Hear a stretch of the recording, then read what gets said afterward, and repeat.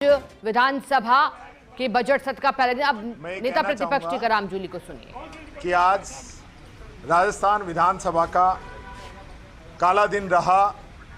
आज का एक काला अध्याय विधानसभा के पटल पे लिखा गया कि संविधान के अनुच्छेद 176 की जो धज्जियां यहाँ पे उड़ाई गई हैं, मोदी जी बड़े संविधान की किताब बना के उसको जहाँ नतमस्तक हो रहे हैं, बड़ी बड़ी बातें संविधान के बारे में कह रहे हैं, वहीं उनकी सरकार राजस्थान के अंदर उस संविधान की धज्जियां उड़ा रही है। संविधान का आर्टिकल 176 ये कहता है कि जब भी नवनिर्वाचित विधायक आएंगे, उनका जो प्रथम सत्र होगा वो राज्यपाल के अभिभाषण से शुरू होगा।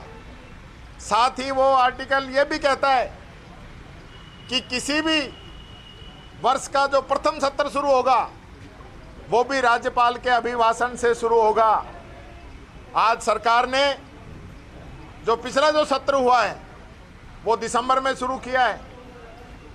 दिसंबर में जो शुरू हुआ उसको स्थगित करके जनवरी के अंदर राज्यपाल महोदय का अभिभाषण करवाया गया, जो कि पुराने सत्र के अंदर ही काउंट होगा। उसको आप नया सत्र नहीं मान सकते। और सरकार ने भी कहा है कि ये दूसरा सत्र है इस सेशन का। तब दूसरा सत्र है तो पहला सत्र आपने कब बुलाया है वो डेट बता दीजिए। पहला सत्र लास्ट ईयर में इन्होंने 20 दिसंबर को बुलाया था और जिसका 7 मार्च को सत्रावसान हुआ। आज ये प्रथम सत्र है। राज्यपाल महोदय के अभिभाषण से इसको शुरू कराना चाहिए था और ये पहला मौका नहीं है। इससे पहले 1993 के अंदर भी सेम स्थिति बनी थी। दिसंबर में सत्र बुलाया गया, जनवरी में राज्यपाल महोदय का अभिभाषण हुआ और फिर वापस अब दोबारा सत्र शुरू हुआ फरवरी के अंदर।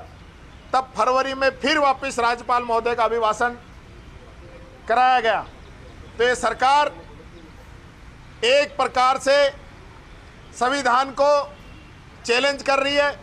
और मैं ये भी कहना चाहूँगा, संविधान को चैलेंज करने का अधिकार विधानसभा को भी नहीं है, विधानसभा अध्यक्ष को भी नहीं है, कानून मंत्री को भी नहीं है, सरकार को भी नहीं है।